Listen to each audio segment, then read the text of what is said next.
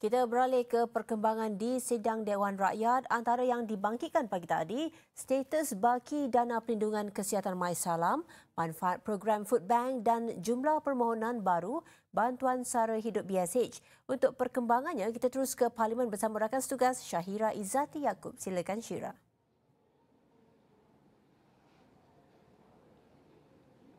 Assalamualaikum dan salam sejahtera. Terima kasih Azrina. Lebih 530,000 permohonan baru bantuan sara hidup BSH diterima dengan 3.2 juta permohonan selesai dibuat kemasukan data. Menteri Kewangan Lim Guan Eng berkata, data berkenaan dijangka terus meningkat berdasarkan proses kemasukan data yang masih dilakukan oleh Lembaga Hasil Dalam Negeri LHDN. Sehingga 27 Mac 2019, lebih daripada 3.2 juta permohonan BSH 2019 telah selesai dibuat kemasukan data merangkumi 530,000 permohonan baru dan 2.67 juta permohonan kemaskini. Data ini akan terus meningkat berdasarkan proses kemasukan data yang masih dilaksanakan oleh LHDNM dan dijangka mencecah 4 juta permohonan. Bantuan sara hidup BSH merupakan bantuan bersasar bagi golongan berpendapatan rendah bagi meringankan kos sara hidup rakyat. Ia dijangka memanfaatkan lebih 4 juta isi rumah melibatkan peruntukan hampir 5 bilion ringgit. Tempoh pendaftaran mengemaskini BSH 2019 dibuka mulai 1 Februari hingga 15 Mac lalu.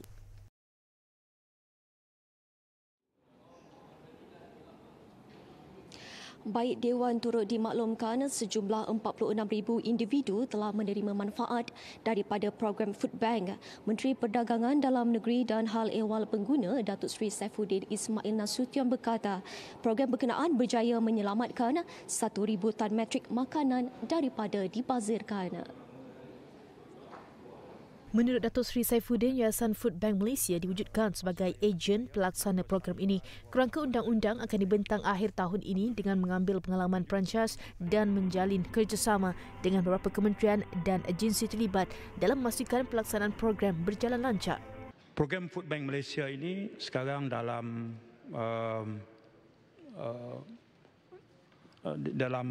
aktiviti pengembangan sedang berjalan.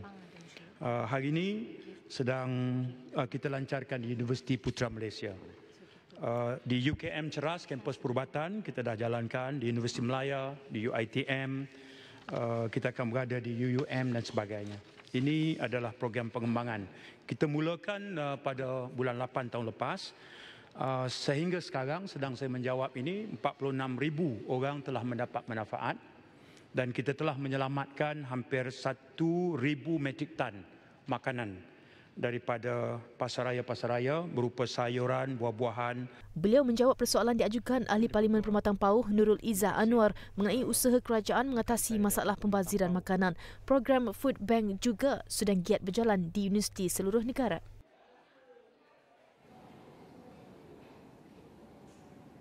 Baik, seterusnya, baki dana perlindungan kesihatan skim MySalam akan dikembalikan semula ke dalam skim. Menteri Kewangan Lim Guan Eng berkata, satu tabung amanah juga telah diwujudkan bagi tujuan takbir urus sumbangan daripada penyumbang insurans serta pengendali takaful. Kos caruman skim MySalam untuk 3.7 juta individu daripada kumpulan B40 diberikan pada harga kos untuk tempoh 5 tahun. Sebagai sebahagian daripada persetujuan bersama Great Eastern Holdings Berhad, sekiranya tuntutan di dalam tempoh 5 tahun ini berjumlah kurang daripada jumlah caruman yang telah dibayar oleh kerajaan, lebihan atau apa-apa keuntungan akan disalurkan balik ke skim MySalam. Beliau menjawab persoalan diajukan Ahli Parlimen Petaling Jaya Marichin Abdullah mengenai baki dana perlindungan kesihatan MySalam. Sekiranya jumlah tuntutan kurang daripada jumlah dana terbabit. Skim MySalam merupakan inisiatif kerajaan Pakatan Harapan untuk menyediakan perlindungan kesihatan takaful secara percuma kepada 3.7 individu yang juga penerima bantuan sara hidup berumur antara 18 hingga 55 tahun. Dan ketika ini sidang Dewan Rakyat sedang berhenti berehat seketika dan akan kembali pada jam 2 petang nanti. Saya Syahira Isati Yaakob kembali ke Sri Pentas bersama rakan setugas. Silakan.